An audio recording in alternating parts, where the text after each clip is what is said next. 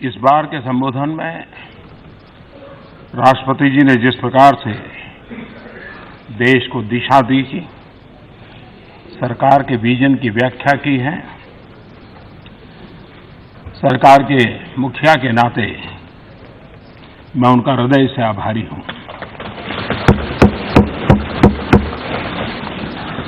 इस सरकार की पहचान ईमानदारी के लिए है। इस सरकार की पहचान पारदर्शिता के लिए है, गरीबों के लिए संवेदना के लिए है, राष्ट्रहित को सर्वोपरि रखने के लिए है, भ्रष्टाचार पर कार्रवाई करने के लिए है।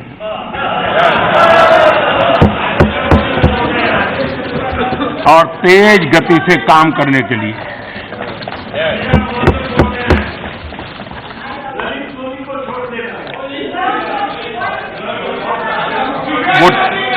वो टीवी का दृश्य अभी भी याद है जब नोटें ऐसे ऐसे जेब में रखी जाती थी।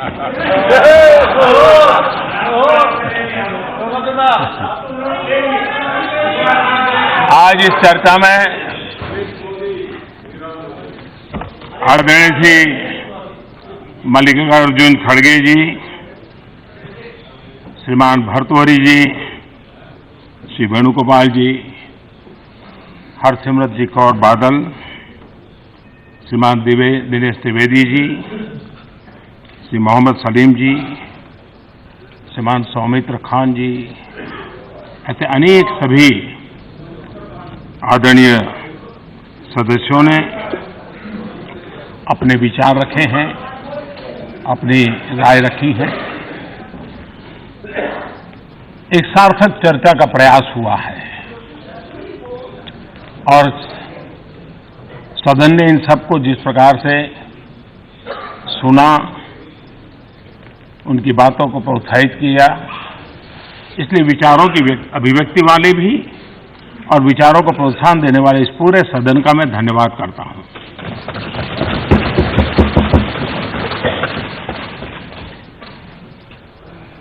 कुछ आलोचनाएं भी हुई, कुछ सिर पैर के बिना की बातें हुई, कुछ अपने मन को जो अच्छा लगता है वो भी बार बार बोलने की आदत वालों ने बोल भी लिया। लेकिन मैं मानता हूं कि ये चुनाव का वर्ष है, तो स्वाभाविक है हर किसी की कुछ न कुछ मजबूरी है, कुछ तो बोलना ही पड़ता है।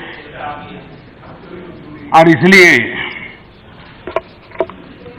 वो प्रभाव रहना बड़ा स्वाभाविक था। लेकिन ये भी सही है कि हम लोग यहां से जाने के बाद जनता जनार्दन को अपना कामकाज का लेखा जोखा देने वाले हैं, क्योंकि चुनाव का वर्ष है तो हमको जनता को जाकर के अपना हिसाब देना है। और मैं आप सभी को आगामी चुनाव में हेल्दी कंपटीशन के लिए अनेक अनेक शुभकामनाएं देता हूं।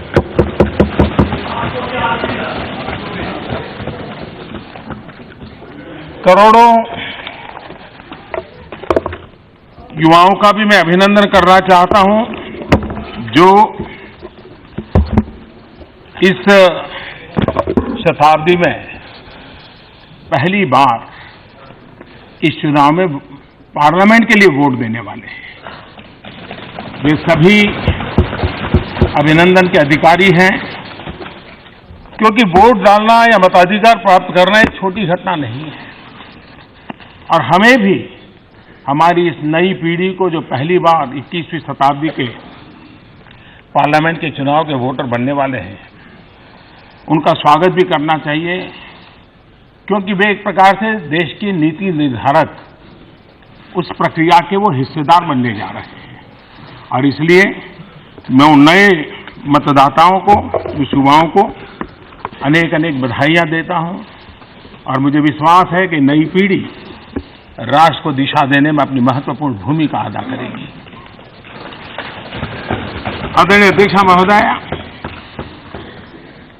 जब हम न्यू इंडिया की बात करते हैं, एक आशा और विश्वास की बात करते हैं, और ये भी सही है कि निराशा की गर्त में डूबा हुआ व्यक्ति या समाज न खुद के लिए कुछ करता है, न उस पीढ़ी के लिए कुछ कर पाता है।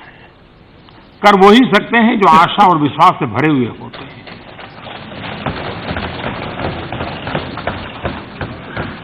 रोना रोते वालों को 5-10 लोग अगल बगल के आश्वासन देने के लिए मिल जाएंगे, लेकिन परिवर्तन का संकल्प करने वाले लोग उनके पास फटकते नहीं है कभी। और जब मैं न्यू इंडिया की बात करता हूं तो मैं स्वामी विवेकानंद जी की इस बात को उद्धृत करना चाहूंगा। स्वामी विवेकानंद जी ने कहा है,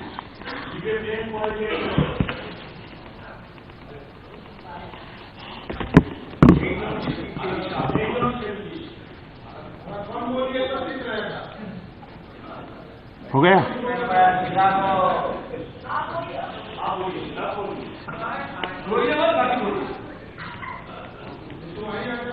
अतीत में जिस दौर से हमें गुजरना पड़ा वो सभी आवश्यक थे, क्योंकि विनाश का जो काल बीच बीच में आया उसे निकलकर ही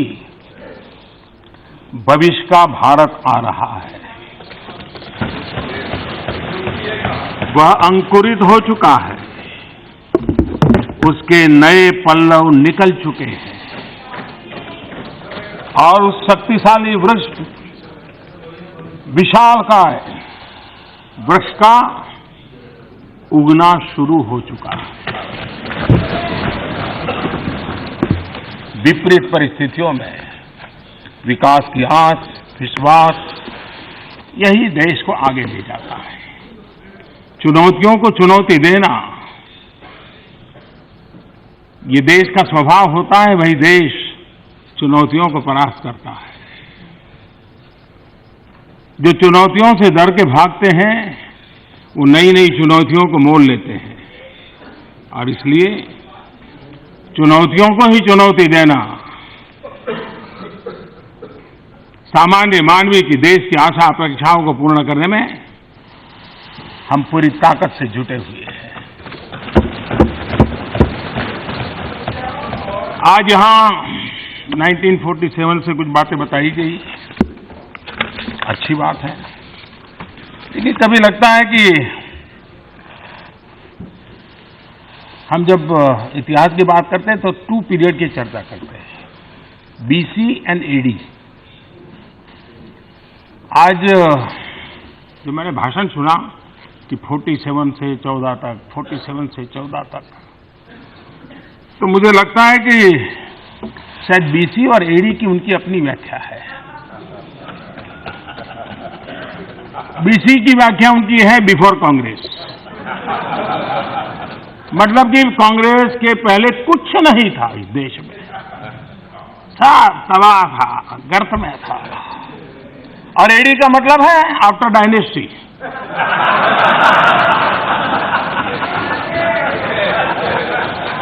यानी जो कुछ भी हुआ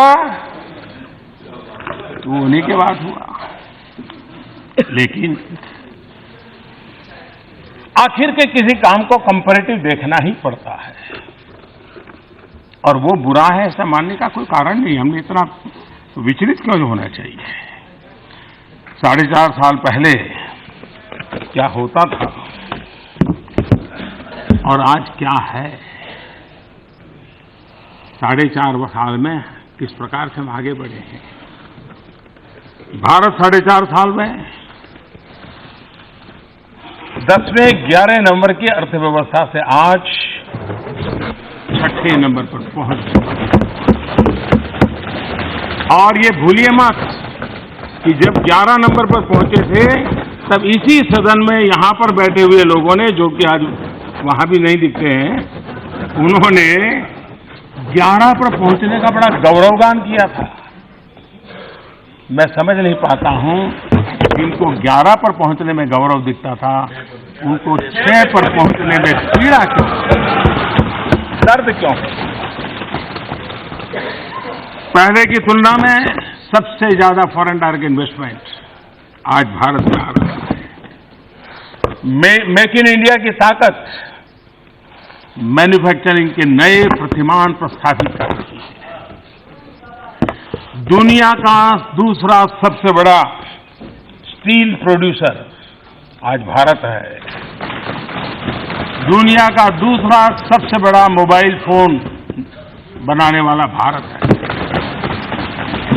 दुनिया का सबसे चौथा ऑटोमोबाइल मैन्युफैक्चरर आज हिंदुस्तान है।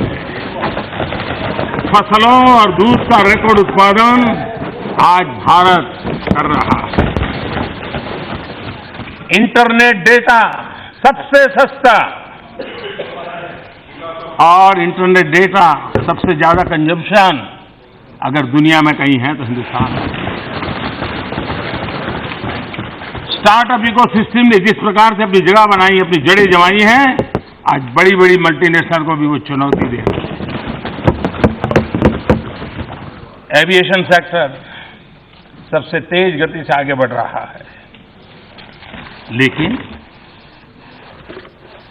विपक्ष में है, विरोध करना जरूरी है, विरोध करना चाहिए।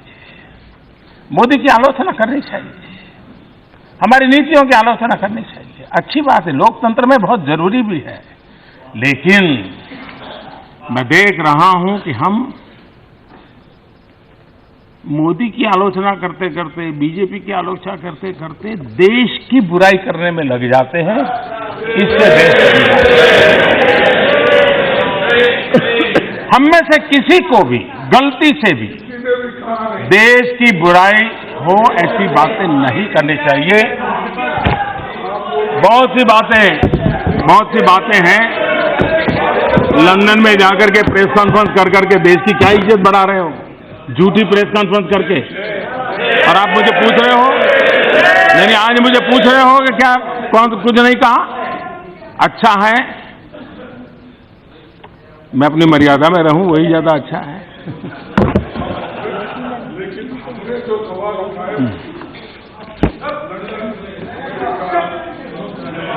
जवाब मिलेगा। आज हमारे खड़गे जी बता रहे थे कि मोदी जी जो बाहर पब्लिक में बोलते हैं, राष्ट्रपति जी ने वही बात सदन में भी कही। मतलब ये सिद्ध हो गया कि सच बोलने वालों को बाहर दूसरा बोलना, अंदर अलग बोलना था नहीं।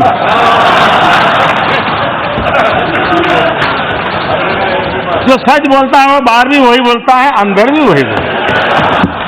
तो मैं आपका बहुत आभारी हूं कि आपने इस बात को रजिस्टर किया कि हम सच बोलते हैं, पब्लिक मीटिंग में भी सच बोलते हैं, जनसभा में भी सच बोलते हैं, लोकसभा में भी सच बोलते हैं, और प्रधानमंत्री भी सच बोलता है, राष्ट्रपति जी भी सच बोलते हैं। अब आपकी मुसीबत है कि सच सुनने की आदत भी चली गई है।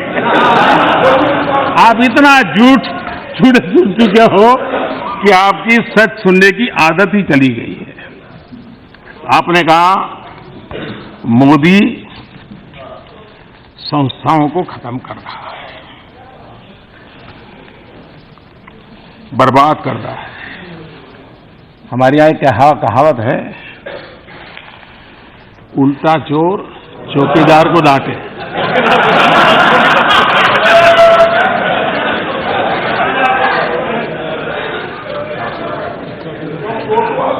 आप जरा बताइए, मुझे लगता है विचार करने की आवश्यकता है। देश में आपातकाल थोपा कांग्रेस ने, लेकिन कहते हैं इंस्टीट्यूशन मोदी बर्बाद कर रहा है। सेना को अपमानित किया कांग्रेस ने, कहते हैं मोदी बर्बाद कर रहा है। देश के सेनाध्यक्ष को गुंडा कहा, कहते हैं कि करने वाले कांग्रेस, कहते मोदी इंस्टीट्यूट बर्बाद कर रहा है। कहानियां घड़ी जाती है तख्ता पलट करने की।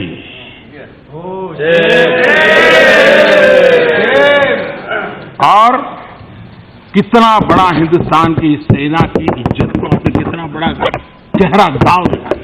आपको मालूम नहीं है, आपने हफ्ते 2 हफ्ते शायद अपनी राजनीति कर ली होगी, लेकिन ये जो आपने पाप किया है, मैं समझता हूं हमारी सेना के दिलों पर जो घाव लगा है भारत की सेना तख्ता पलट करने का काम करे।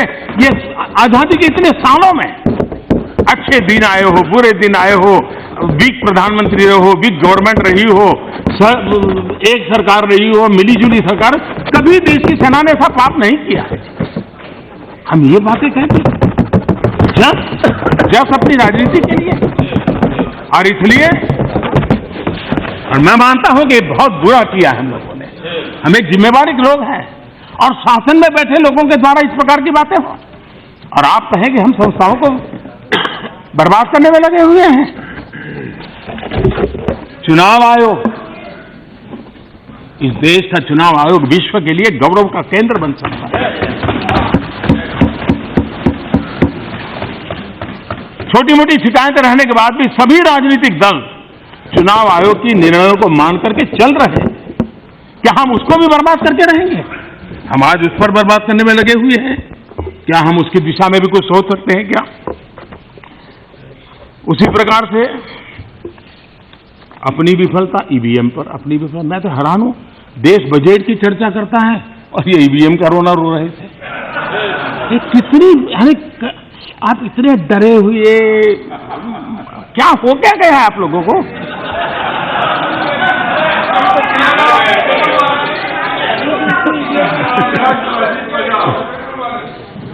न्यायपालिका को कांग्रेस धमकाती है। मैं जिस प्रकार से न्यायपालिका के निर्णयों को कांग्रेस से जुड़े हुए लोग जिस प्रकार से बयानबाजी कर रहे हैं, पहले कभी नहीं हुआ ऐसा। न्यायपालिका का निर्णय अच्छा हो बुरा हो, लेकिन उसका सम्मान इसलिए किया जा रहा है क्योंकि इंस्टीट्यूशन आखिर बचानी पड़ेगी। लेकिन हमें पसंद ना हो तो कुछ भी बोलते हैं, कुछ भी बुलवा लें, कुछ भी लिखवा दें। आप पूरी जुडिशरी को डराने के लिए, महाभियोग के नाम से पूरी व्यवस्थाओं को हिलाने के लिए कोशिश की, और आप हमें कह रहे हो।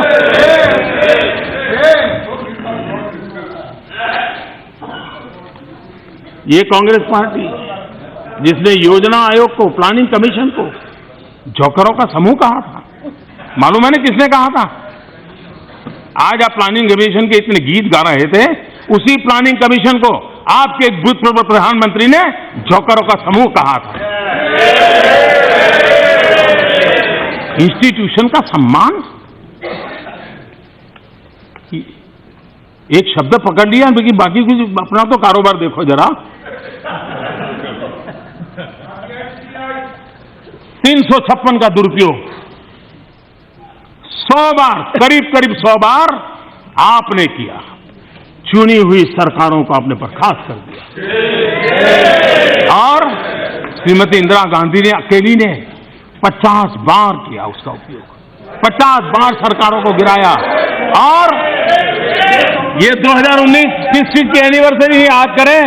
जरा मैं केरल के मित्रों को कहना चाहता हूं, केरल को 59 में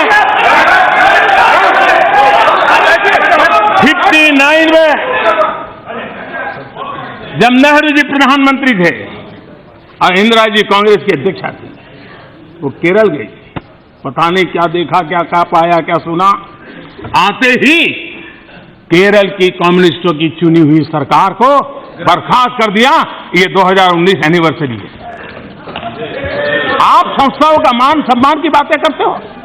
किस प्रकार से आपने देश के साथ, आपने एनटीआर के साथ क्या किया, आपने एमजीआर के साथ क्या किया। इतना ही नहीं, आपने मंत्रिमंडल के निर्णय, कैबिनेट का डिसीजन प्रेस कॉन्फ्रेंस में जाकर कैसे काट रहे? कौन सी सेंसिटी, कौन सी संस्थाओं का सम्मान। और इसलिए कृपा करके मोदी पर उंगली उठाने से पहले ये आपको पता होना चाहिए कि आपकी 4 उंगली आपके तरफ होती है। और इसलिए आमतौर पर मेरी, खड़गे जी एक डिसेंट व्यक्ति है, उसमें कोई, लेकिन पता नहीं क्या मजबूरी है,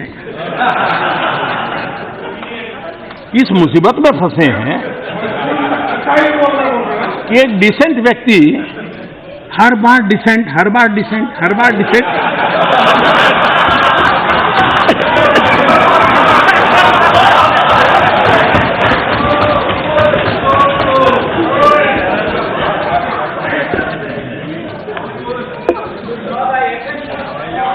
लेकिन मैं, आप डिफेंड है इस बात को, तो मैं इस सदन के सामने कहूंगा, जरूर कहूंगा। और ये बात सही है कि आज उन्होंने कहा कि मैं जरा फर्स्ट एड, लेकिन करीब 36 घंटे के बाद वो पूछ रहे थे फर्स्ट एड की जरूरत है क्या? तो आप एक सीनियर व्यक्ति के नाते हम जैसे लोगों की चिंता कर रहे हैं, इसलिए मैं आपका आभारी हूं।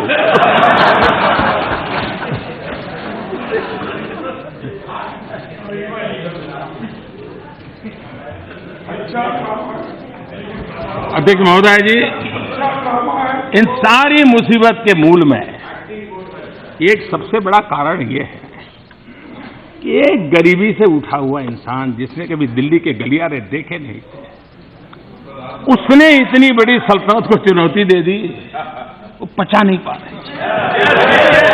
तो ये मान के चलते हैं कि हम तो ये बस देश पर गद्दी हमारे मालिकी की है, वो ऐसा एक कोने में पड़ा हुआ इंसान आके यहाँ, ये बात इनके दिमाग से जाती नहीं है। वो जो नशा है, वो नशा परेशानी करता है।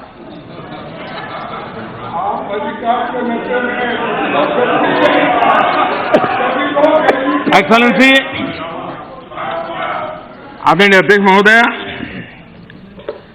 अब जरा हिसाब की बातें चल रही थी, हमारी सरकार तो मैं भी बता दूं, 55 साल मेरे 55 महीने,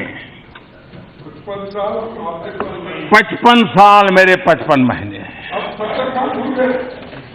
देखिए, स्वच्छता का दायरा 55 साल में 2014 तक 40% था, आज 4.5 साल के 55 साल के महीने के अंदर 98% क्रॉस कर रहा है।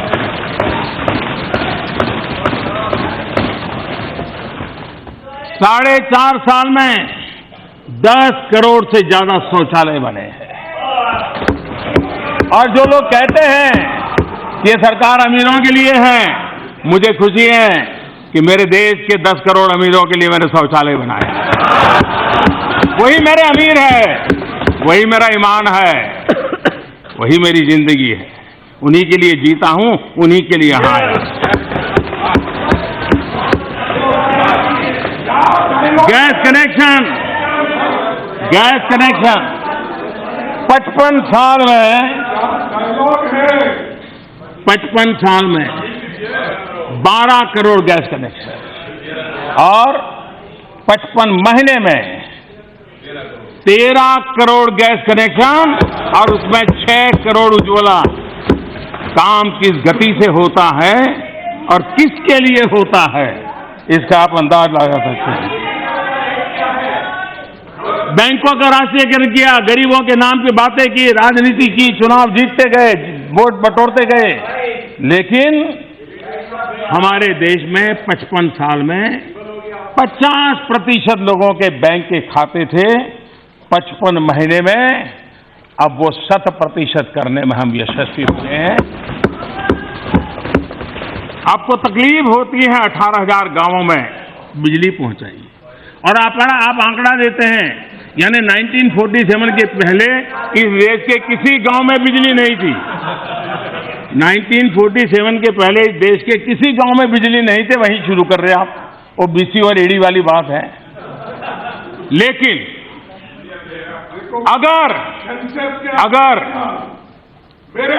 अगर सचमुच में जिस गति से पिछले 55 महीने में सरकार चली है, आजादी के बाद इतनी रुकावटें नहीं थे, इतना विरोध नहीं था, इतने कानूनों की परेशानी नहीं थी, इतना मीडिया भी नहीं था।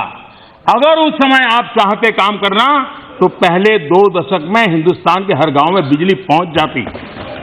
ये काम जो 20 साल में होना चाहिए था, वो मुझे आकर के पूरा करना पड़ा है। और इसलिए इतना ही नहीं, आपका 2004 का मैनिफेस्टो देख लीजिए, आपका 2009 का मैनिफेस्टो देख लीजिए, आपका 2014 का मैनिफेस्टो देख लीजिए। आपने तीनों मैनिफेस्टो में ये कहा है कि हम 3 साल के भीतर, 4 में कहा 3 साल के भीतर, आपने 9 में कहा 3 साल के भीतर, 14 में कहा 3 साल के भीतर हर घर में बिजली पहुंचाएंगे, आपके मैनिफेस्टो में है, बिजली पहुंचाएंगे। मैं हैरान हूं, वो गरीबी हटाओ तो आप एक्सटेंड करते गए हैं, लेकिन 2004 में भी 3 साल, 2009 में भी 3 साल, 14 में भी 3 साल, और आज घरों में बिजली पहुंचाने की मुझे रात दिन मेहनत करनी पड़ रही है। 2.5 करोड़ परिवारों में बिजली पहुंचाने का काम पूरा कर दिया, और आने वाले दिनों में 100% इलेक्ट्रिफिकेशन का काम करने का गर्व हम प्राप्त करेंगे, मैं आपको विश्वास दिलाता हूं। कुछ लोग हैं जो भ्रमित करने का प्रयास करेंगे, लेकिन आंकड़े झुठला नहीं सकते हैं। हाँ।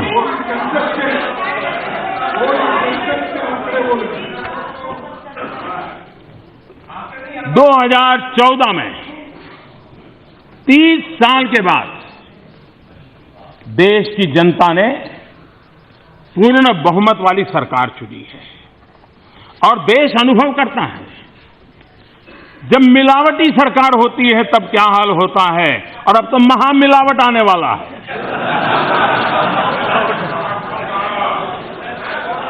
पूर्ण बहुमत वाली सरकार होती है तो कितने निर्णय कर सकती है, कितनी गति से आगे बढ़ सकती है, और निर्धारित महामिलावट यहां पहुंचने वाले नहीं है।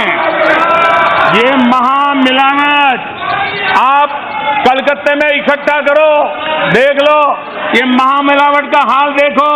केरल में मुंह नहीं देख पाएंगे एक दूसरे का। ये महामिलावट का नेतृत्व करने वालों को उत्तर प्रदेश में बाहर कर दिया, ये महामिलावट देखने वालों को, और इसलिए ये महामिलावट का खेल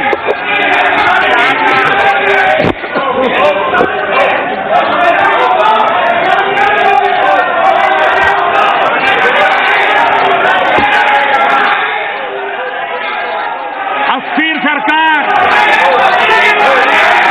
अकल्पनीय सरकार, इसके कारण ये महामिलावट हो गया ना। देश ने 30 साल ये स्थिति देखी है। देश कतई अब तो जो हेल्थ कॉन्शियस सोसाइटी है वो भी मिलावट से दूर रहती है। हेल्दी डेमोक्रेसी वाले भी ये महामिलावट से दूर रहने वाले हैं।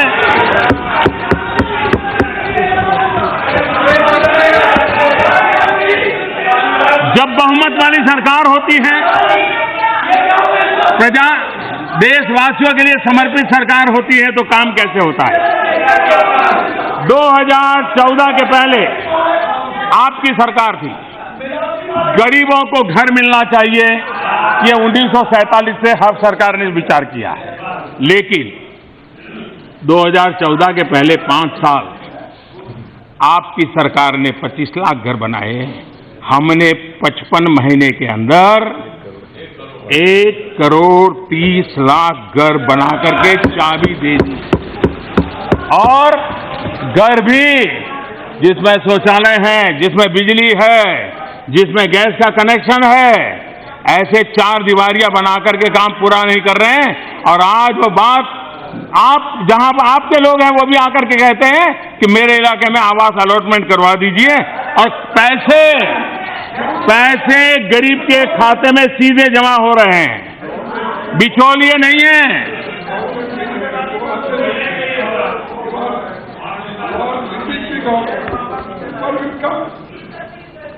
2014 में,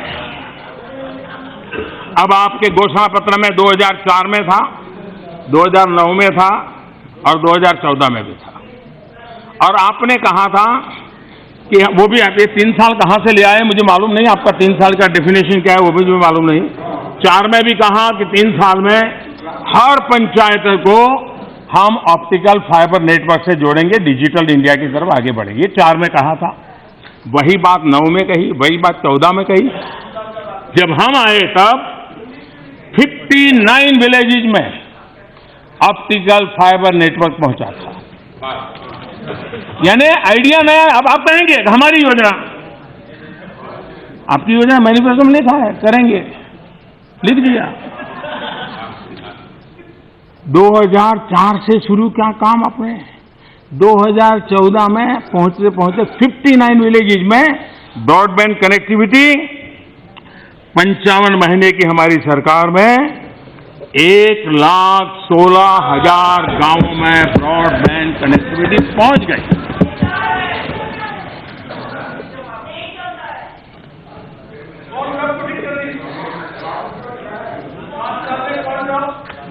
आप वादे करते रहे। आज हमारे खड़गे साहब ने शेर शायरी का मिजाज था उनका,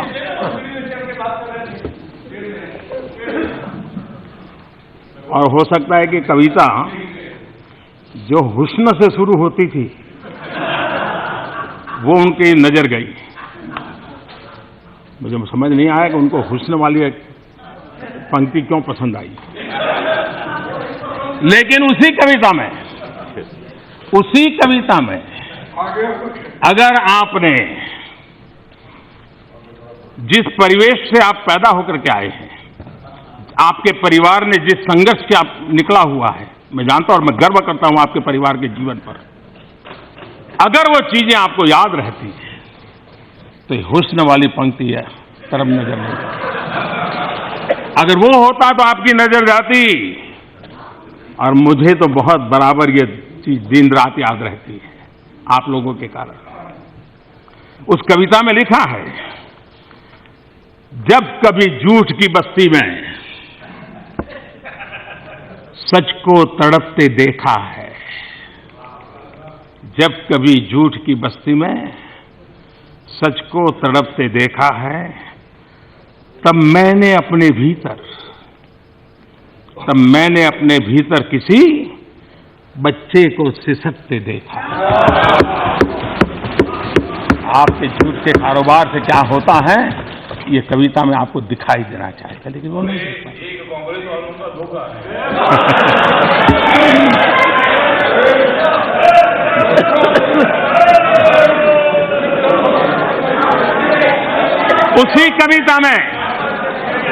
उसी कविता में आगे लिखा है, अगर संवेदना नाम की चीज बची होती, लेकिन सत्ता के गलियारों में रहने के कारण शायद वो छूट गया होगा। अगर वो बचा होता तो उसकी आगे की पंक्ति आपको जरूर दिल को छू जाती। आगे की पंक्ति है, अपने घर की चार दीवारी में अब लिहाफ में भी सिहरन होती है। अपने घर की चार दीवारों में अब लिहाफ में भी सिहरन होती है। जिस दिन से किसी को गुर्बत में सड़कों पर ठिठुरते देखा है। इसके लिए संवेदना होती है, दर्द होता है, तब जाकर के बात बनती है। जी, कांग्रेस 55 साल सत्ता भोग के 55 साल, हमारे 55 महीने सेवा भाव के 55 महीने। 55 साल का सत्ता भोग और 55 महीने का सेवा भाव, और जब नीति स्पष्ट हो, नीयत साफ हो, इरादे नेक हो, निष्ठा अटल हो, तो हम 24 घंटे गरीबों के लिए, देश के कल्याण के लिए, देश के विकास के लिए अपने आप को समर्पित करने के लिए एक नई ऊर्जा, नई प्रेरणा निरंतर पाते रहते हैं।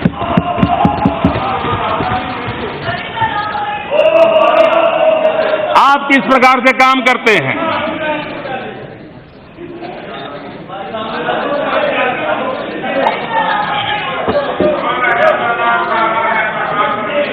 मैं 21वीं सदी के मतदाताओं को जरूर याद कराना चाहूंगा कि किस नियत से 55 साल तक सत्ता भोग चला है। आप देखिए, जब कॉमनवेल्थ गेम्स हुए, देश की आन बान शान पूरे विश्व में पहुंचाने का एक सुवर्ण अवसर था, लेकिन उस समय एक तरफ हमारे खिलाड़ी पदक जीतने के लिए मेहनत कर रहे थे, और ये कॉमनवेल्थ में अपनी वेल्थ उसको जुटाने में लगे थे। 2G स्पेक्ट्रम का आवंटन आप उसको देख लीजिए, 2G स्पेक्ट्रम में क्या हुआ। ये सत्ता भोग का परिणाम था, और इनकी नियत यही अपना और अपनों का फायदा करना। हमारी नियत लोगों को सस्ता डेटा, फोन पर बात करने का खर्च कम हो, और इस पर ये स्पेक्ट्रम की नीलामी की व्यवस्था हमने विकसित की। बैंकिंग व्यवस्था क्या करके रखा था, फोन बैंकिंग चलता था। नामदार को पता चले कि इसको मदद की जरूरत है, बैंक को फोन चला जाता था, रुपये निकल जाते थे, पहुंच जाते थे, किस काम के लिए कौन ले जाए, कहां ले जाएगा। अब सब निकल रहा है, तो परेशानियां बढ़ रही है। एक बात को नहीं भूल सकते कि स्वतंत्रता के बाद 2008 तक बैंकों ने कुल 18 लाख करोड़ रुपयों का कर्ज दिया, लोन दिया, लेकिन सत्ता भोग की जो राजनीति चलती थी, देश चलाने का तरीका था, उस सत्ता भोग के 55 साल का परिणाम देखिए। 2006 से 2014 8 साल में, 6 साल में 2008 से 14 6 साल में ये 18 लाख करोड़ बढ़कर के 52 लाख करोड़ हो गया। ये फोन बैंकिंग का परिणाम था। लोगों के पैसे थे, लूटे जा रहे थे, कोई पूछने वाला नहीं था। ये आपका तरीका था, और 21वीं सदी के मतदाताओं को पता होना चाहिए कि कैसे देश को, तब उनको ये उनकी उम्र इतनी छोटी रही होगी, सब खेल चले, अब उनको ये शिक्षित करना हम लोगों का काम है। मुद्रा योजना से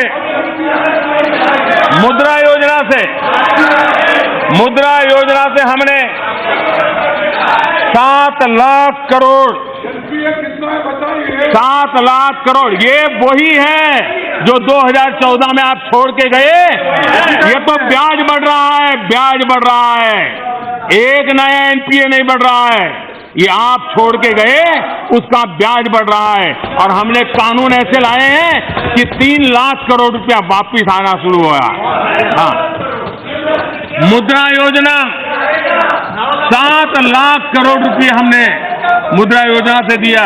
माननीय अध्यक्षा जी, उन लोगों को दिया जिनके पास कोलैटरल गारंटी का भी कोई ताकत नहीं था, और उन्होंने स्वरोजगार खड़ा किया, उन्होंने रोजगार के अवसर पैदा किए। ये काम हमने किया है।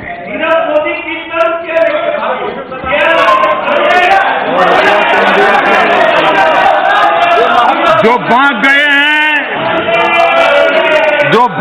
हैं वो ट्विटर पर रो रहे हैं कि मैं तो 9,000 करोड़ लेके निकला था, लेकिन मोदी ने 13,000 करोड़ रुपया मेरा जब्त कर लिया। वो रो रहे हैं, ट्विटर कर रहे हैं, और बोले मैं सुबह उठता हूं तो पता चलता है कि मेरी आज ये संपत्ति का पता चल गया, वो भी जब्त हो गई। दुनिया के किसी देश में संपत्ति है, वो भी जब्त हो गई। ये कानून हमने बनाया। लूटने वालों को आपने लूटने दिया, हमने कानून बना करके उनको वापस लाने की कोशिश की। अध्यक्ष महोदया,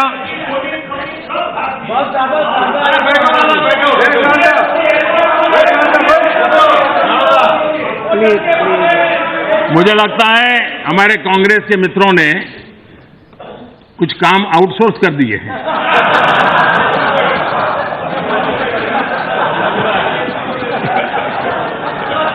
वैसे अभी 2 दिन पहले मदद की थे तो थोड़ा तो करना पड़ेगा।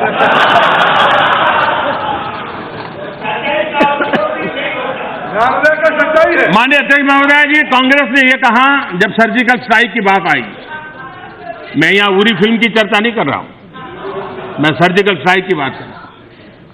तब कांग्रेस ने कहा हमारे समय भी सर्जिकल स्ट्राइक हुआ था। हाँ, आपके पास सब कुछ है, ठहरिए, आपके पास सब कुछ है। आपको घंटों तक बोलने दिया है, आपको घंटों तक बोलने दिया है। अगर उस समय सेना की वो हालत ही नहीं रहने दी थी, आपने सेना को एक प्रकार से आपने निहत्था बना दिया था। वो स्थिति नहीं थी कि सर्जिकल स्ट्राइक करने का कोई निर्णय कर सके। ये हाल बना के रखा था। वो दिन थे जब बुलेट प्रूफ जैकेट तक उपलब्ध नहीं थे। आप किस सर्जिकल स्ट्राइक का सोच भी कैसे सकते थे? और आप तो हिंदुस्तान को आंखों में धूल झोंक रहे हैं। न कम्युनिकेशन डिवाइस थे, न हेलमेट थे, न अच्छी प्रकार के जूते थे। मैं युद्ध सामग्री की तो बात ही नहीं करता, सामान्य व्यवस्थाओं की बातें। 2009 में भारतीय सेना ने 1,86,000 बुलेट प्रूफ जैकेट की मांग की।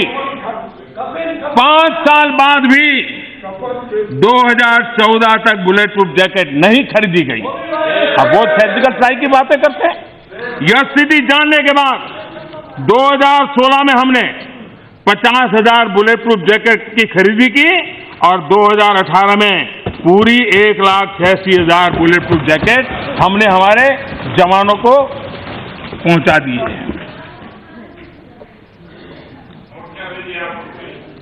अगर 2014 में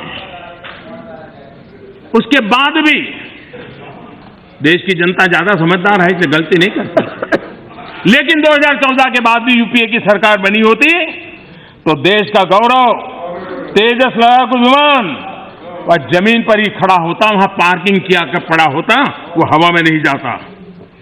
2016 में जुलाई में हमने 45 स्क्वाड्रन में शामिल किया और 83 तेजस विमान खरीदने को हमने स्वीकृति दे दी। आपको इसकी चिंता नहीं थी? आप सेना ताकतवर हो ये आपने कभी सोचा नहीं। देश की रक्षा कर रहे जवानों के लिए आपकी इतनी संवेदनहीनता क्यों थी? आपने क्यों कांग्रेस ने पिछली सरकार ने 10 साल में सेना, वायुसेना, नेवी उसकी आवश्यकताओं को नजरअंदाज क्यों किया? कल्पना कीजिए उस समय अगर कोई हमारे दुश्मन देशों ने हरकत की होती तो आज देश कहां खड़ा होता? आपने इतना क्रिमिनल नेग्लिजेंस किया हुआ है और देश इसको कभी माफ नहीं कर सकता। आज आवश्यकता है जिस प्रकार से वातावरण के बीच में हम रह रहे हैं, हमारी सेना का आधुनिकीकरण होना चाहिए और उसके लिए मुझे ये बताइए 3 दशक हो गए, क्या कारण है देश ने एक भी नेक्स्ट जनरेशन फाइटर प्लेन हमारी सेना के हाथ में नहीं दिया? Not a single in 30 years. जबकि हमारे पड़ोस में हर प्रकार से युद्ध सामर्थ्य बढ़ता चला जा रहा है, लेकिन क्या देश की सुरक्षा का विषय देश के साथ विश्वासघात नहीं था?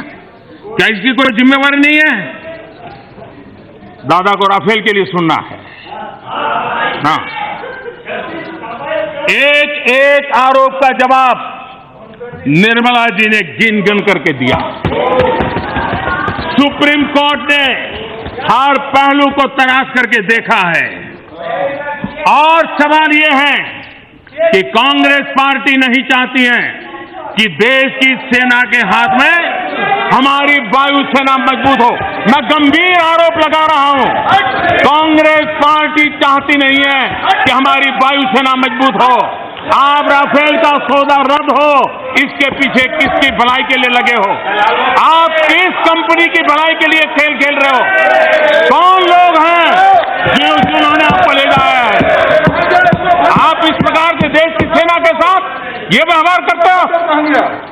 30 साल तक देश की सेना को आपने निहत्था बना करके रखा था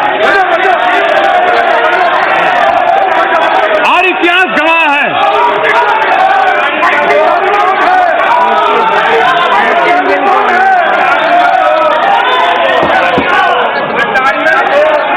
और इतिहास गवाह है, कांग्रेस पार्टी, इतिहास गवाह है कांग्रेस पार्टी और उनकी यूपीए की सरकार का सत्ता भोग का कालखंड रक्षा सौदों में दलाली के बिना काम कहीं नहीं। मैं कभी सोच रहा था कि राफेल को लेकर के ये झूठ भी इतने कॉन्फिडेंस से क्या बोलते हैं, ये झूठ भी इतने कॉन्फिडेंस से क्या बोलते हैं, ये मैं सोचता था।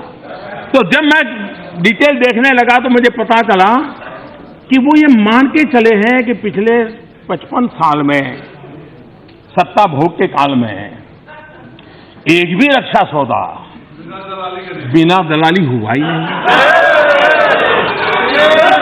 कहां से कोई चाचा, कोई मामा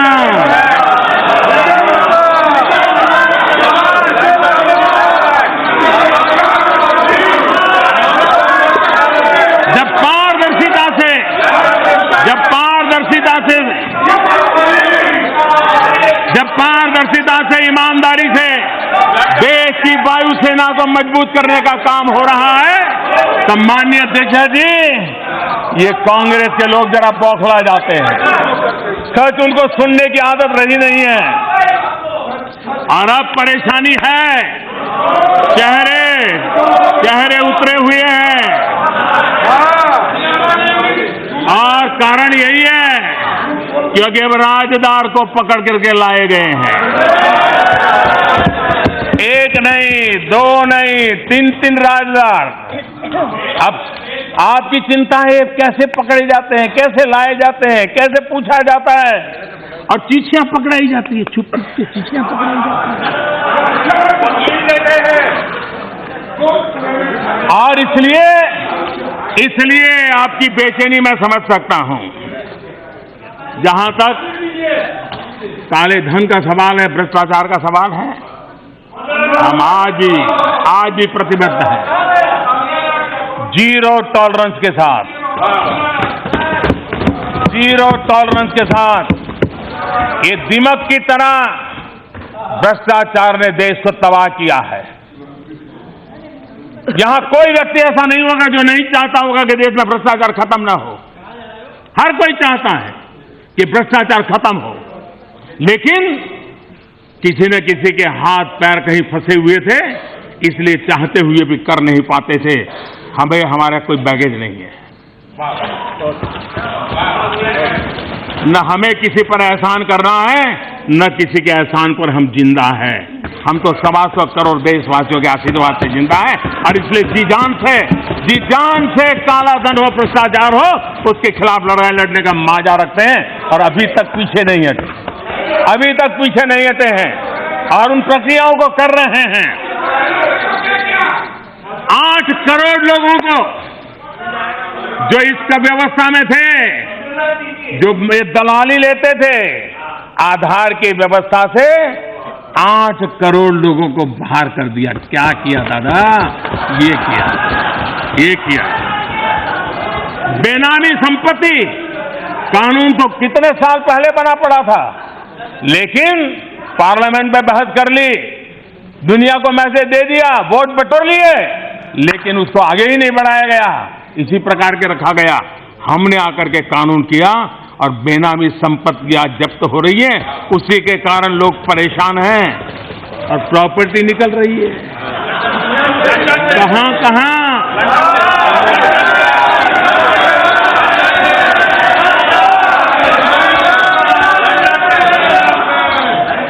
कैसे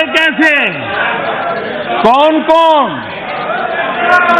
किसके लिए, कब कहां, और इसलिए परेशानी होना बहुत स्वाभाविक है। लेकिन माननीय अध्यक्ष जी, मैं इस सदन को विश्वास दिलाना चाहता हूं, इस सदन के माध्यम से मैं देश को विश्वास दिलाना चाहता हूं कि ये जो हम संकल्प लेकर के चले हैं, इसमें हम पीछे हटने वाले नहीं हैं। चुनौतियां बहुत बड़ी हैं, रुकावटें अनेक हैं, लेकिन जितनी रुकावटें हैं उससे ज्यादा मजबूत हमारा संकल्प है। जितनी रुकावटें हैं उससे ज्यादा मजबूत हमारे इरादे हैं और इसलिए हम इस बात को, नोटबंदी की परेशानी आपको हो रही है, ये नोटबंदी के बाद 3 लाख कंपनियां 3 लाख कंपनियां फर्जी जो रुपयों का कारोबार करते थे, डोनेशन लेना देना रुपये करते थे, ये सब बंद हो गया। ये कारोबार है और ये चलता रहता। अगर पुरानी वैसी सिस्टम होती तो चलता रहता। ये 55 महीने वाली सेवा भाव की सरकार है, राष्ट्र को समर्पित सरकार है, इसलिए संभव हुआ है।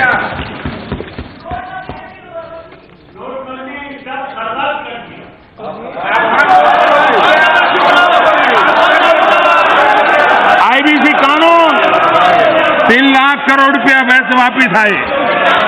माननीय अध्यक्ष जी, एक और जानकारी शायद इस सदन में भी बहुत लोगों को अचरज करेगी। हमने आकर के देश में भिन्न भिन्न संस्थाओं को एक चिट्ठी भेजी। हमने कहा कि आपको विदेशों से धन मिलता है, एफसीआरए कानून के तहत आपको परमिशन मिली हुई है, आप अपने पैसों का हिसाब दीजिए। विदेश से पैसा आता है, कहां उपयोग करते हैं। इतना सा कोई रेड नहीं करनी पड़ी है, किसी इनकम टैक्स वाले को जाना नहीं पड़ा है। एक छोटी सी चिट्ठी गई और आप हैरान हो जाएंगे, इस देश में 20,000 से ज्यादा संगठन उन्होंने अपनी दुकानें बंद कर दी जो विदेशों से धन लेते थे। ये 20,000 संस्थाएं क्या करती थी? सीमावर्ती गांव से लेकर के, संसद से लेकर के न्यायतंत्र तक, न्याय प्रक्रिया तक प्रभाव पैदा करने का काम होता था। उन पर हाथ उठाने का काम हमने किया है। हिंदुस्तान को नुकसान करने वाली 20,000 संस्थाएं, क्या ये आप नहीं रोक सकते थे? क्यों चलने दी? क्या आशीर्वाद थे? क्या भला होता था आपका? ये विदेशी धन लाने के रास्ते किसके लिए थे? ये लड़ाई हम लड़ रहे हैं और इसलिए चारों तरफ से अभद्र भाषा सुनने को मिलती है, गाली गलौज सुनने को मिलता है, गंदे आरोप सुनने को मिलते हैं। उसका कारण यही है कि इतने लोगों को परेशानी हो रही है कि एक ईमानदार सच्ची सरकार, देश के हित में सोचने वाली सरकार आती है तब क्या होता है ये इससे पता चलता है। 20,000 संस्थाएं बहुत बड़ा आंकड़ा है। और अब तो मैं देख रहा हूं जो बहुत बड़े बड़े नाम थे वो ऑफिशियली हिंदुस्तान में से अपना कारोबार बंद करके नए नाम से घुसने के लिए रास्ते खोज रहे हैं। ये हाल पैदा हो गया है और आपने देखा होगा, मुझे याद है गुजरात में सरदार सरोवर डैम नर्मदा, पंडित नेहरू जी ने उसका शिलान्यास किया, पंडित नेहरू जी ने, और अभी मैंने उद्घाटन किया। कितना देश की पैसा, और इसमें के पीछे विदेशी धन से खेलने वाले एनजीओ, विदेशी धन से खेलने वाले एनजीओ, और किसी ने रोका नहीं इनको। 20,000 संस्थाएं बंद हुई है और आने वाले दिनों में आंकड़ा बढ़ सकता है क्योंकि हम पाई पाई का हिसाब ले रहे हैं।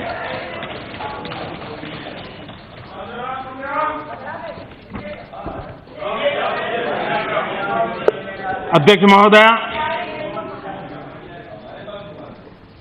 55 साल के सत्ता भोग ने कुछ दलों के लोगों की ऐसी आदत खराब कर दी है, वो अपने आप को ऐसा शहंशाह मानते हैं और बाकियों को ऐसा निकृष्ट मानते हैं, हर व्यवस्था को इनका निकृष्ट मानते हैं। हर किसी का अपमान करना मानो उनके स्वभाव में है, हर किसी को अपमानित करना ये उनके स्वभाव में है। और इसलिए मुख्य न्यायाधीश को विवाद में घेरना, पूरा माहौल बिगाड़ने का प्रयास करना, न्यायतंत्र का अपमान करना, रिजर्व बैंक का अपमान करना, सेना अध्यक्ष का अपमान करना, चुनाव आयोग का अपमान करना, देश की सबसे बड़ी जांच एजेंसी का अपमान करना, लोकतंत्र का अपमान करना, ये मैं समझता हूं ये सत्ता भोग के कारण आपके अंदर आई हुई विकृति है। और महात्मा गांधी बहुत पहले भनक गए थे, उनको अंदाज आ गया था कि सारी बीमारियों को रिसीविंग कैपेसिटी सबसे किसी की ज्यादा है तो कांग्रेस की है। और इसलिए महात्मा गांधी ने उसी समय कहा था कांग्रेस को बिखेर दो। कांग्रेस मुक्त भारत ये मेरा स्लोगन नहीं है, मैं तो महात्मा गांधी जी की इच्छा पूरी कर रहा हूं।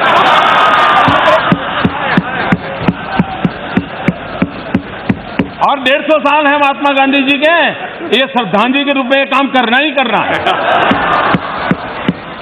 और कितनी मिलावट कर लो, बच नहीं सकते हो। हमारे लिए तो हमारे संस्कार अलग है, हमारे लिए हमसे बड़ा हमारा दल है, दल से बड़ा हमारा देश है। और इसलिए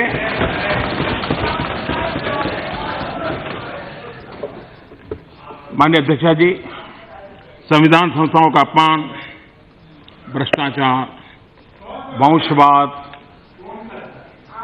ये एक प्रकार से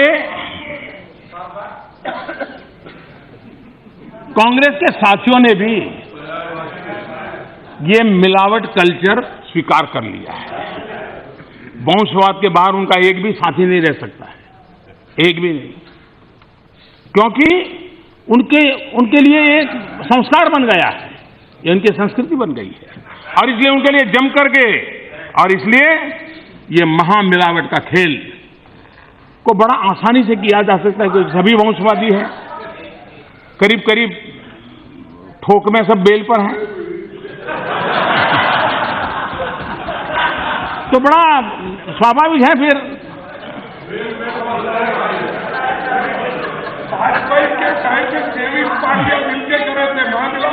मिलना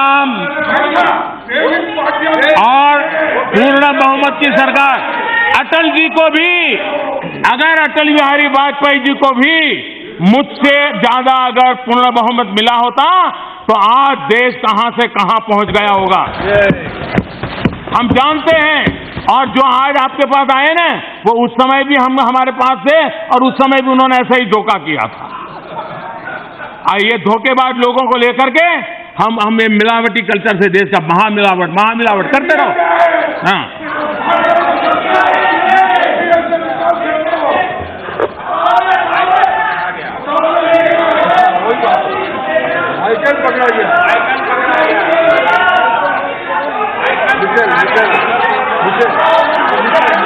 आज बाबा साहब आम्बेडकर की बात यहां हुआ।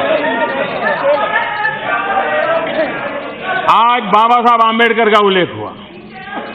एक बार बाबा साहब आम्बेडकर ने कहा था, और हो सकता है कि मिलावट के रास्ते पर गए हुए कुछ लोगों को शायद बाबा साहब आम्बेडकर में श्रद्धा हो तो काम आएगा। बाबा साहब आम्बेडकर ने कहा था कि कांग्रेस में शामिल होना आत्महत्या करने के समान होगा। ये बाबा साहब आम्बेडकर का वाक्य। कांग्रेस में शामिल होना आत्महत्या के समान होगा।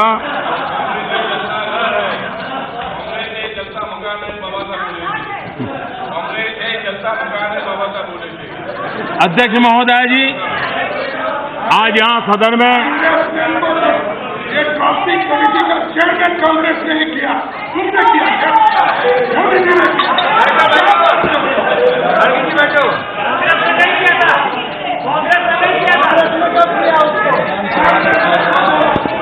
खड़गे जी, आपका सीआर कोई नहीं बिगाड़ेगा, चिंता मत करो। सीआर की चिंता नहीं, मैं तो भी जी रहा हूं। ये मेरा क्या है, ये तो प्रश्न है। मेरी आयु पहले 7 साल की थी, लेकिन 75 साल तक जी रहा हूं।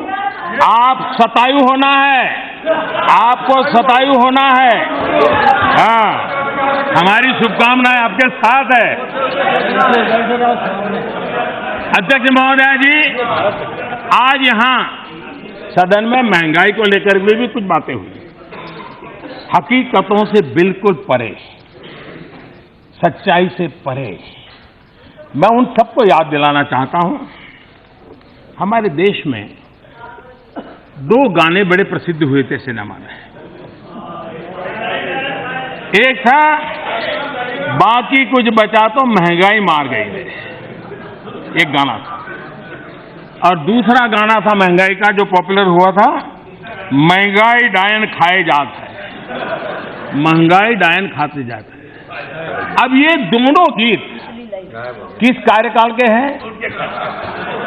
पहला गाना पॉपुलर हुआ था तब श्रीमती इंदिरा गांधी जी प्रधानमंत्री थी और इन्फ्लेशन 20% से ज्यादा था। और दूसरा गाना, रिमोट कंट्रोल वाली सरकार थी और 10% से ज्यादा इन्फ्लेशन था। तब ये गाने लिखे गए हैं, तब गाने पॉपुलर हुए थे। महंगाई और आपका अटूट नाता है, अटूट नाता। इस देश में जब भी कांग्रेस आई है, महंगाई हमेशा बढ़ी है। इंदिरा जी के समय 30% से प्लस चला गया था इन्फ्लेशन। ये आपने कारोबार किया था। अब आप 47 से शुरू कर रहे थे। कल मैं खोल के रखूंगा तो पता नहीं क्या क्या निकलेगा। और इसलिए बीते 4.5 वर्ष में महंगाई का दर 55 महीने में सेवा भाव से चलने वाली सरकार 4% की मर्यादा में बांध करके रखा।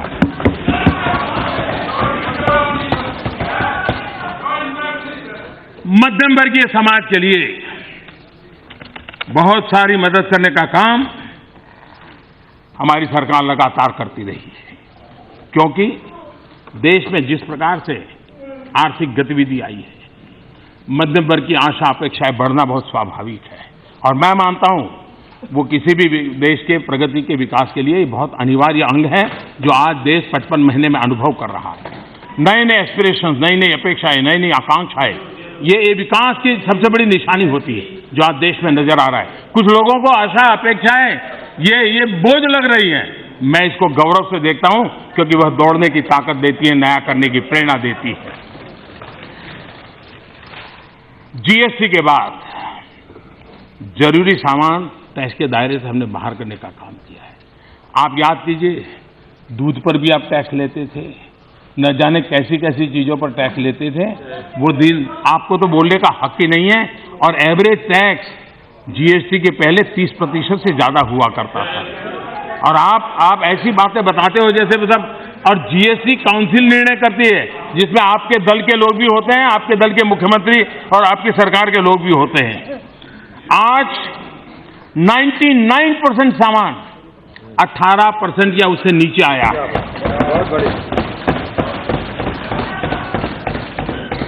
इस बजट में भी इनकम टैक्स में 5 लाख रुपए की रियायत देने का काम हमने किया है। और ये मांग हमारे समय आई है, ऐसा नहीं है। जब इकोनॉमिस्ट प्रधानमंत्री थे तब भी आती थी, 92 में भी ऐसी मांग आती थी, लेकिन इतने सालों तक आपने कभी ध्यान नहीं दिया। हमने चिंता की है, हमने कहा। एजुकेशन लोन, हमारा मिडिल क्लास का परिवार एजुकेशन लोन लेता है। एजुकेशन लोन लेता है तो 15% से घटा करके 11% हमने उसका किया ब्याज। और उसके कारण अगर एक नौजवान विद्यार्थी 10 लाख रुपए का लोन लेता है तो आज उसको लोन भरते भरते 1.25 लाख रुपए की बचत होती है। उसी प्रकार से आवास में अगर वो बैंक से लोन लेता है मध्यम वर्गीय परिवार, तो बैंक में पैसा जमा करते करते उसको 5 से 6 लाख रुपए की बचत होती है। ये काम हमने करके दिया है। उसी प्रकार से एलईडी बल्ब, मैं हैरान हूं, क्या कारण था कि यूपीए के समय एलईडी बल्ब 300, 400, 450 रुपए में बिकता था? और ऐसा क्या कारण है कि हमारे आने के बाद वो 60-70 रुपए में आ गया? और देश में करोड़ों एलईडी बल्ब गए हैं। कितने करोड़ों रुपयों का पैसा गरीब और मध्यम वर्ग के परिवार का बचा है, जिसका अंदाज लगा सकते हैं।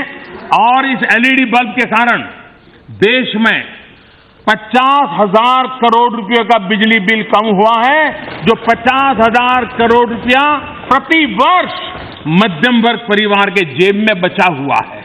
ये बहुत बड़ा काम एक एलईडी बल्ब के माध्यम।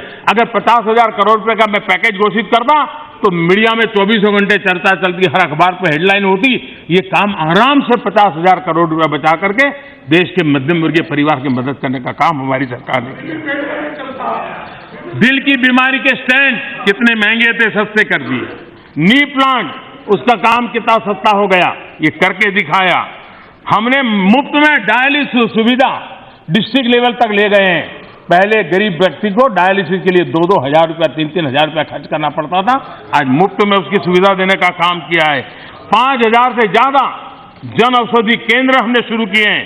उन जन औषधि केंद्रों का परिणाम है कि आज गरीब परिवार जिसमें संयुक्त परिवार हो, 60 से ऊपर की उम्र के 1-2 लोग रहते हो, तो कुछ न कुछ दवा उसका रोज का काम होता है लाना खरीदना। आज 100 रुपये की दवाई जेनरिक मेडिसिन के नाते 30 रुपये में मिलने लगी है। ये मध्यम वर्ग को सबसे बड़ा लाभ होने का काम हमने किया है। उसी प्रकार से गरीब के इलाज की हमने चिंता की है। मैं हैरान हूं कि आयुष्मान भारत योजना में मोदी की चिट्ठी को लेकर के लोग परेशान हैं। एक प्रकार से चिट्ठी लिखता है देश का प्रधानमंत्री तो बहुत बड़ी जिम्मेवारी लेता है, बहुत बड़ा कमिटमेंट देता है और सामान्य मानवी को विश्वास दे देता है कि आप चिंता मत कीजिए, हम आपके साथ हैं। और आप सचमुच में सदन को खुशी होनी चाहिए। इस देश के गरीब जो गरीबी के कारण मौत का इंतजार करते थे लेकिन अस्पताल की राह जाना पसंद नहीं करते, हिम्मत नहीं करते थे, और वो सामान्य जड़ी बूटी लेकर के गुजारा कर लेते थे। गंभीर से गंभीर बीमारी में वो दिन काटते थे। परिवार के लोगों की भी स्थिति ऐसी होती थी कि इनके लिए क्या करें। 2-2, 3-3, 4-4 साल से गंभीर बीमारी से पड़े हुए लोग, अभी तो 100 दिन से भी कुछ ज्यादा दिन हुए हैं इस आयुष्मान भारत योजना को। अब तक करीब 11 लाख गरीबों ने उसका ऑलरेडी फायदा उठाया है।